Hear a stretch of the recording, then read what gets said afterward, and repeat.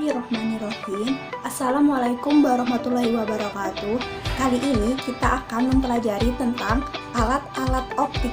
Alat-alat optik banyak di sekitar kita. Yang paling dekat dengan kita yaitu mata kita sendiri. Mata termasuk alat optik karena di dalamnya terdapat lensa mata. Lensa mata digunakan untuk menerima cahaya yang dipantulkan oleh benda-benda yang kita lihat. Gambar anatomi dari mata kita. Yang pertama itu ada otot mata. Otot mata ini berfungsi untuk mengatur besar kecilnya lensa. Kemudian ada namanya kornea. Kornea adalah bagian terluar dari mata kita. Fungsinya yaitu melindungi mata dan untuk meneruskan cahaya. Kemudian ada iris. Iris yaitu untuk memberikan warna pada mata dan mengatur besar kecilnya pupil. Sedangkan pupil itu sendiri adalah mengatur banyak sedikitnya cahaya yang masuk ke mata. Kemudian di bagian mata juga ada namanya cairan aqueous humor. Dan selanjutnya yaitu bagian lensa berfungsi untuk membentuk bayangan di retina. Kemudian di dalam mata kita ada cairan yang bernama vitreous humor. Kemudian di bagian belakang kita ada yang namanya sklera. Kemudian di tengahnya ada yang namanya koroid. Dan di lapisan dalamnya itu ada yang namanya retina. Retina ini adalah tempat bayangan itu jatuh. Sehingga kemudian bayangan ini akan diteruskan pada saraf optik, kemudian diterima di otak, sehingga kita dapat melihat benda-benda. Kemudian juga ada bintik buta. Nah, juga ada kelainan pada mata. Beberapa orang itu mengalami kelainan mata seperti rabun jauh, rabun dekat, karena bayangan tidak jatuh tepat di retina.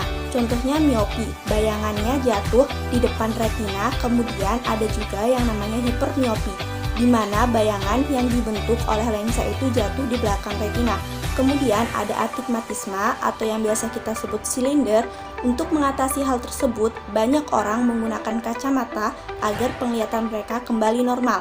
Kacamata ini terdiri dari batang lensa.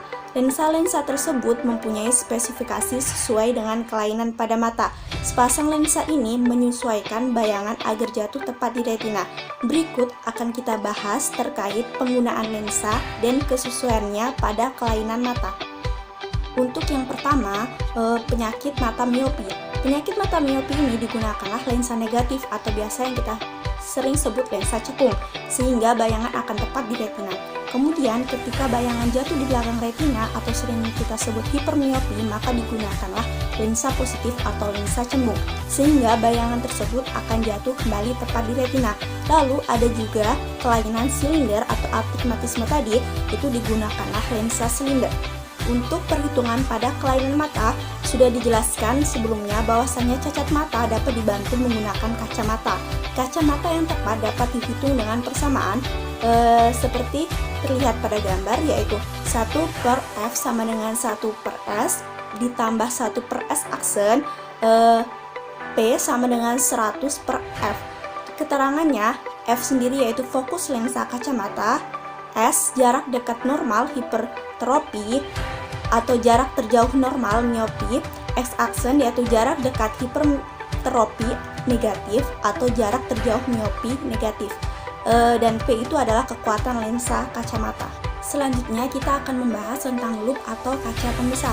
Nah, loop ini fungsinya agar bayangan benda yang kita lihat, contohnya pada gambar tersebut, akan terlihat lebih besar. Nah, ketika kita menggunakan kaca pembesar atau loop, maka pembentukan bayangan yang terjadi adalah sebagai berikut. Dapat terlihat di belakangnya ada bayangan yang jauh lebih besar, itulah yang kita lihat ketika menggunakan loop. Untuk rumus loop itu sendiri hampir sama seperti rumus kacamata, yaitu 1/F sama dengan 1/S plus 1/S aksen. Untuk mencari kekuatan lensanya juga 100 dibagi F. Dan selanjutnya yaitu untuk persamaan loop. Untuk mata tak berakomodasi, benda diletakkan tepat di titik fokus. Perbesaran dapat dihitung dengan persamaan M besar sama dengan N kecil per F. Nah, keterangannya, F ini fokus lensa, M besar ini perbesaran bayangan, dan N ini titik dekat mata. Selanjutnya, untuk mata berakomodasi maksimum, benda diletakkan antara titik fokus dengan lensa. Perbesaran dapat dihitung dengan persamaan M besar sama dengan N kecil per F plus 1. Keterangannya tadi tetap sama, yaitu F sebagai fokus lensa, M besar sebagai perbesaran bayangan, dan N kecil adalah titik dekat mata. Nah, selanjutnya yaitu mikroskop. Mikroskop itu sendiri adalah alat optik yang digunakan untuk melihat benda-benda mikroskopis atau sangat kecil. Mikroskop menggunakan dua buah lensa cembung, yaitu lensa okuler dan lensa objektif. Untuk bagian-bagian mikroskop itu sendiri, yaitu pertama ada lensa okuler. Lensa okuler adalah lensa positif dengan jarak fokus lebih besar daripada lensa objektif, sehingga berfungsi sebagai loop pembesar bayangan yang dibentuk oleh lensa objektif. Kedua, yaitu ada pengatur jarak atau fokus.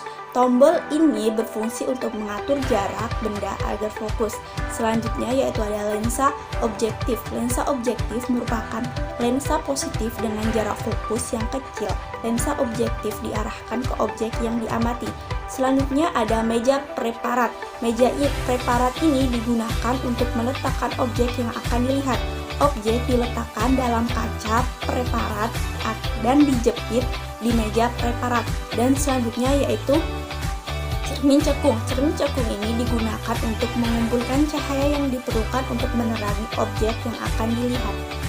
Lalu kita akan membahas pembentukan bayangan pada mikroskop. Pembentukan bayangan itu sendiri pada mikroskop ada dua fase. Yang pertama, bayangan dibentuk oleh lensa objektif. Yang kedua, bayangan yang dibentuk oleh lensa okuler. Lensa okuler ini bertepatan dengan tempat kita melihat benda. Ini adalah bayangan yang dibentuk lensa objektif. Ini adalah bayangan yang dibentuk oleh lensa okuler. Maka bayangan akan semakin besar sehingga objek yang seharusnya kecil dapat teramati dengan mata kita. Ada mata yang berakomodasi maksimum dan ada mata yang tak berakomodasi, tentu dengan pembentukan bayangan yang berbeda.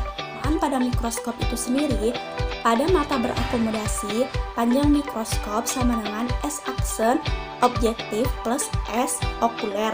Perbesaran bayangan M besar sama dengan M besar objektif dikali M besar okuler, dan perbesarannya sama dengan S aksen objektif per S objektif dikali M kecil per F okuler ditambah 1. Nah, pada mata tak berakomodasi, panjang mikroskop sama dengan X aksen objektif plus F okuler. Perbesaran bayangannya M besar sama dengan M besar objektif dikali M besar okuler. M besar, jadi perbesarannya sama dengan X aksen objektif per S objektif dikali N kecil per F okuler. Selanjutnya kita akan membahas tentang teleskop. Teleskop ini adalah alat optik yang berguna untuk alat bantu dalam melihat dan mengamati benda-benda yang ukurannya jauh sehingga akan tampak lebih jelas. Lalu, apa saja bagian-bagian teleskop? Pertama, ada lensa objektif, yaitu tempat di mana cahaya akan masuk atau lensa yang dekat dengan objek. Kedua, lensa okuler, di mana tempat kita mengamatinya. Dan ketiga, lensa pembidik, di mana sebelum kita mengamati, kita membidik dulu target yang akan kita amati. Lensa pembidik hanya untuk membidik, jadi tidak ada perbesaran. Dan yang terakhir yaitu tripod, untuk meletakkan agar teleskop berdiri dengan tegak. Kemudian untuk pembentukan bayangannya, ada pembentukan bayangan ketika mata berakomodasi maksimum dan juga ada pembentukan bayangan ketika mata tak berakomodasi. Pembentukan bayangannya seperti pada gambar tersebut. Nah, teleskop ini ada berbagai jenis seperti teropong bintang, teropong bumi, teropong panggung atau Galileo, dan teropong pantul serta periskop. Pada teropong bintang, sesuai namanya, teropong ini digunakan untuk melihat benda-benda langit yang sangat jauh jaraknya. Panjang teropong bintang itu dirumuskan D sama dengan FOB plus FOK. OB ini objektif, OK ini okuler. Perbesaran bayangannya yaitu M besar sama dengan FOB per FOK. Ya, untuk teropong bumi, teropong ini digunakan untuk melihat objek yang jauh di permukaan bumi. Teropong ini memiliki 3 lensa. Pertama positif yaitu lensa objektif, lensa pembalik, dan lensa okuler. Lensa pembalik berfungsi membalik bayangan yang terbentuk, sehingga bayangan yang dibentuk oleh teropong tidak terbalik. Panjang teropong dapat kita rumuskan sebagai D sama dengan FOB plus 4FP plus FOK, dan perbesaran bayangannya yaitu M besar sama dengan FOB per FOK. Selanjutnya ada teropong panggung, yaitu teropong panggung atau Galileo merupakan teropong bumi tanpa lensa pembalik. Agar bayangan yang terbentuk tidak terbalik, maka lensa okulernya menggunakan lensa negatif. Panjang teropong D sama dengan FOB min FOK, dan perbesaran bayangannya dirumuskan sebagai M besar sama dengan FOB per FOK. Selanjutnya yaitu yang terakhir ada teropong pantul. Teropong pantul merupakan teropong yang menggunakan cerbuk cekung sebagai pengganti lensa objektif. Selanjutnya, pembahasan alat optik yang terakhir yaitu kamera. Kamera cara kerjanya hampir sama dengan mata. Segala bentuk yang kita lihat dari kamera ini dapat terekam dan dapat tersimpan. Komponen-komponen pada kamera, pertama ada lensa berfungsi untuk membentuk bayangan, kedua ada aperatur tempat masuknya cahaya, ketiga ada diafragma untuk mengatur besar kecilnya celah pada kamera, keempat ada shutter, kelima ini adalah yang membedakan kamera yaitu film. Film tempat bayangan akan ditangkap sehingga nantinya dapat diabadikan. Kemudian itulah bayangan tersebut. Jadi itulah tadi pembahasan saya tentang materi alat-alat optik, semoga bermanfaat.